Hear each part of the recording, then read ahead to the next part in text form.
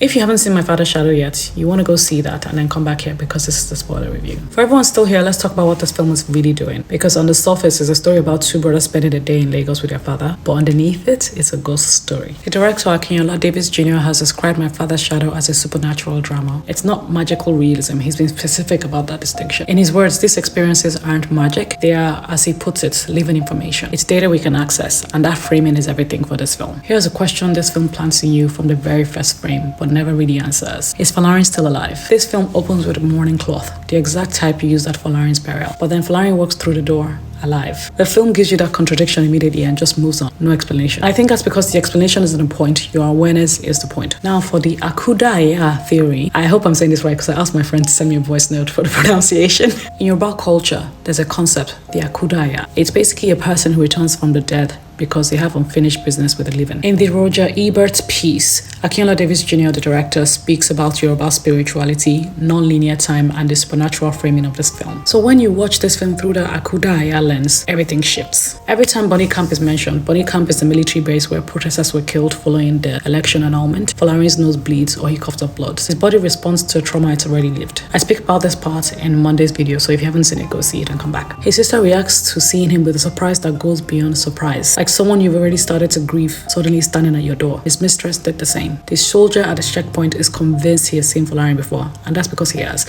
Actually, every single time we see the soldiers, they're looking back, almost like a looking back at Folarin. And at first I wondered, why are they staring so intently? Who are they looking at? And by the end of the film, I realized that they're probably looking at Folarin because they recognize his face. And then there's a security guard at the amusement park, the old man who sings to Folarin and asks him to send a message to his already dead wife. He wasn't being strange. He was recognizing Folarin for exactly what he was, Akudaya. In Nigeria, and many of us grew up hearing this, children are closer to the spirit world than adults are. And it's because they haven't yet been conditioned to disbelieve what they feel. So while the adults in the film recognize something is wrong, the boys just love their father. They can touch him, swim with him, argue with him, because children see things differently. And Folarin's business is them. Collecting 6 months of unpaid wages, that's not just a plot device. It's his final act of provision. He cannot rest until his children are provided for. Nature is used in many aspects of this film. One of the producers, Rachel Dargavel, speaks about in certain uncanny moments in this film. The use of birds, the repeated scenes on the bench, are deliberate hints that the day is not all that it seems. Akinola said his brother Wale had already written a short film about them spending a day with their father whom they lost when they were very young. He and his brother approached this from different perspectives.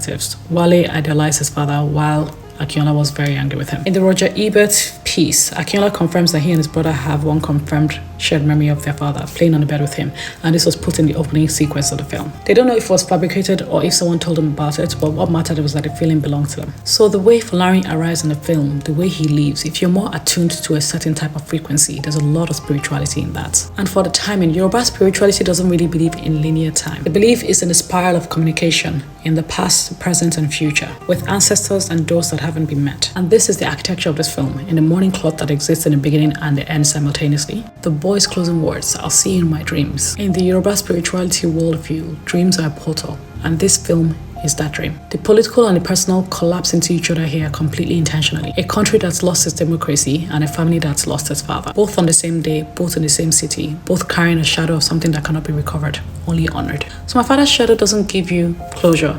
It gives you something else. It gives you the language to sit with loss without being destroyed by it. And for me, that was one of the greatest things about the film. I literally left the cinema with goosebumps. I was like, how did they do that? How did they call that back?